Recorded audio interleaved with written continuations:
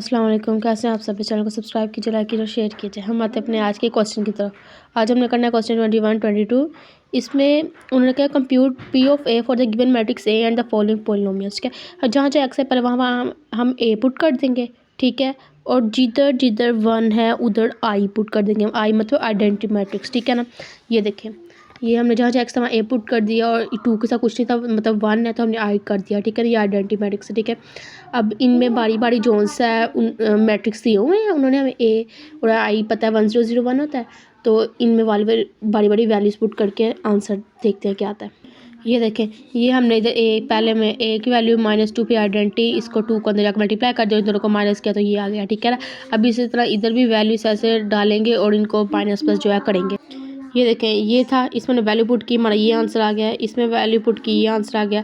Question 22 में भी same ऐसे, इसमें वैल्यू पुट की आ गया, इसमें की आ गया, इसमें की आ गया। ठीक है, अब आते हैं क्वेश्चन 23 के। ये देखिए, आगे क्वेश्चन नंबर हमारे पास है 23। ठीक है, इसमें उन्होंने कहा है कि ए बी सी को फाइंड करना है और बताना है कि ए और बी कम्यूट करें कि नहीं। मतलब ये ए और बी और ये सी की वैल्यू दी, मतलब पहले हम ए बी करेंगे फिर बी ए करेंगे और फिर इन दोनों को देखते हैं कि कम्यूट करें कि नहीं, बी सी डी की वैल्यू क्या निकली है। ठीक है, करते हैं। उन्होंने ये हमें मैट्रिक्स दिए हुए ए बी और सी के।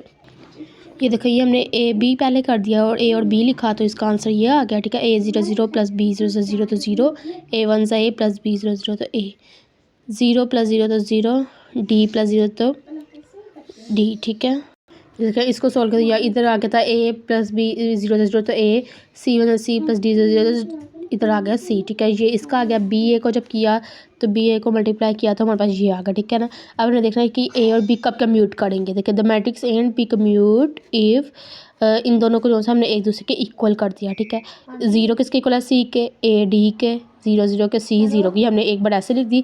ये हमारे पास 4 इक्वेशंस बनी थी। ठीक है, और अब देखना है हमने, ये देखिए, अब ये 4 आई, सी 0 के है, ए डी के इक्वल है। ठीक है, ये हमारे पास 2 है। ठीक है ना, पीछे बी और डी इनकी वैल्यू कोई नहीं है, ये ना ए की है, तो हम क्या करेंगे, बी और डी की पुट कर लेंगे एस और टी। ये देखिए, जब ए फिर टी के इक्वल हो गया, डी की जगह उसकी वैल्यू लिखी, बी एस के था, सी 0 के था, डी टी के था, ये हमारी ये वैल्यू आ गई। क्वेश्चन नंबर 24 भी एज इट इज़ ऐसा। ये देखिए, ये मैट्रिक्स थी, ये पहले ए बी ए सी किया फिर सी ए किया। ठीक है, ये देखें, फिर ए एंड सी देखना कम्यूट करें दोनों की इक्वल करके, फिर हमने सी और डी में वो एस और टी पुट कर दिया, ये आ गया। ये देखिए, क्वेश्चन 25 ये है, हमने इसको करना है। यहाँ पे पहले ए सेट लिखा, फिर x1 x2 और ये बी करना है। ठीक है ना, x1 निकालना और x2 निकालना है, बिल्कुल क्रैमर रूल की तरह। ये ठीक है, कैसे निकालेंगे, क्या फॉर्मूला होता है, x1 equal to A X का डिटर्मिनेंट ओवर ए का डिटर्मिनेंट, और x2 किसका, ए x2 का डिटर्मिनेंट ओवर ए का डिटर्मिनेंट। ठीक है ना, इधर ए x1 का डिटर्मिनेंट लेंगे, फिर ए का डिटर्मिनेंट लेंगे और आंसर करेंगे। x1 का डिटर्मिनेंट लेने के लिए इधर x1 की जगह पर ये वाला पुट कर देंगे। ठीक है, और x2 भी लिख ले, इधर ये वाला पुट कर देंगे। कैसे, ये देखें, इधर x1 का करना है ना, डिटर्मिनेंट लेना है। पहले x1 का बनाएं, क्या होगा, ये डिटर्मिनेंट क्या होता है। ठीक है, साइन -1 3 -2 5, ये ax1 का डिटर्मिनेंट लेने की और ax2 का डिटर्मिनेंट लेने के लिए हम करेंगे ये वाला 3 4 वैसे को ऐसे, और इधर x2 की जगह पे क्या आ जाएगा, -1 3। अब इनका डिटर्मिनेंट लेना है। ये देखें, ये ऊपर जो से हमने x1 का डिटर्मिनेंट लिया, नीचे a का डिटर्मिनेंट। ठीक है, ये फॉर्मूला है इसका, और ये आंसर आ गया। x2 के लिए फॉर्मूला, ये आंसर आ गया।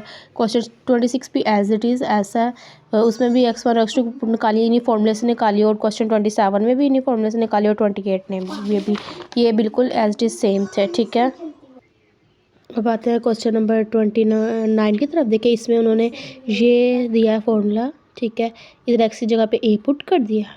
ठीक है, अब ये देखें, ये उन्होंने दिया हुआ है कि पी एक्स की वैल्यू ये है, P1 एक्स की वैल्यू ये है, P2 एक्स की वैल्यू ये है। ठीक है, तो और उन्होंने कहा जो मैट्रिक्स हमें पुट करना है वो एक्सरसाइज 21 में जो था, ये देखें, ये वाला, ये मैट्रिक्स करना है। ठीक है, अब देखें कैसे, यहाँ पे इधर ए पुट कर दे, जहाँ जहाँ एक्स है वहाँ क्या पुट करना है, इस फॉर्मूले के मुताबिक ए इसके है -9 आई, आइडेंटिटी से करना है मल्टीप्लाई, इधर a + 3 आई, a - 3 आई। ठीक है, अब इनमें वैसे ही वैल्यू पुट करते हैं और देखते हैं क्या आंसर है।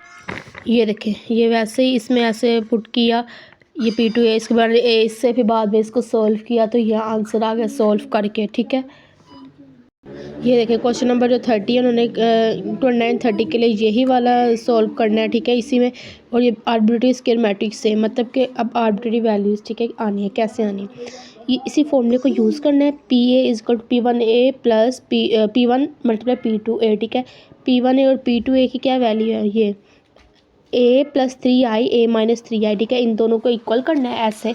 ये देखें, ये P1A P2A इन दोनों को किया, इसको जब हमने मल्टीप्लाई किया, ए को पहले अंतर्वाली से करेंगे, फिर प्लस 3I को, ए स्क्वायर माइनस ए, फिर 3I वैसे को वैसे प्लस 3I ए माइनस 3I ए स्क्वायर माइनस 3 बाहर आ जाएगा, फिर AI को हम एक साथ कर देंगे, ठीक है, फिर प्लस 3IA को एक साथ माइनस 9I स्क्वायर आई हो गया, ए स्क्वायर माइनस ये किसके इक्वल होता है, ए आई जो है ए के। अगर किसी भी मैट्रिक्स को आइडेंटिटी से मल्टीप्लाई करें तो मैट्रिक्स ही आंसर है, तो ए आ गया। इधर भी क्या, इधर भी ए आएगा, 9 आया। आइडेंटिटी को आइडेंटिटी से मल्टीप्लाई करें तो आइडेंटिटी ही आंसर आता है, ठीक है। तो क्या आएगा, ए स्क्वायर प्लस माइनस 3 है प्लस 3 है माइनस, इसको सॉल्व किया तो इसके माइनस 9 है, आई आ गया। और ये किसके इक्वल है, ये पी ऑफ ए की वैल्यू है, ठीक है, और ये आंसर है। आर्बिट्रेरी निकालनी थी, आ गई। फिर से बता देते हैं, ए आई, ये देखिए ए आई किसके इक्वल होता है, किसी भी मैट्रिक्स को आइडेंटिटी से मल्टीप्लाई कर तो मैट्रिक्स ही आंसर आता है। और ये आइडेंटिटी और आइडेंटिटी 1001 को अगर दोनों को मल्टीप्लाई कर तो आइडेंटिटी ही आंसर आएगा, ठीक है। ये इसका हो गया 1.4 भी हमारी कंप्लीट हो गई।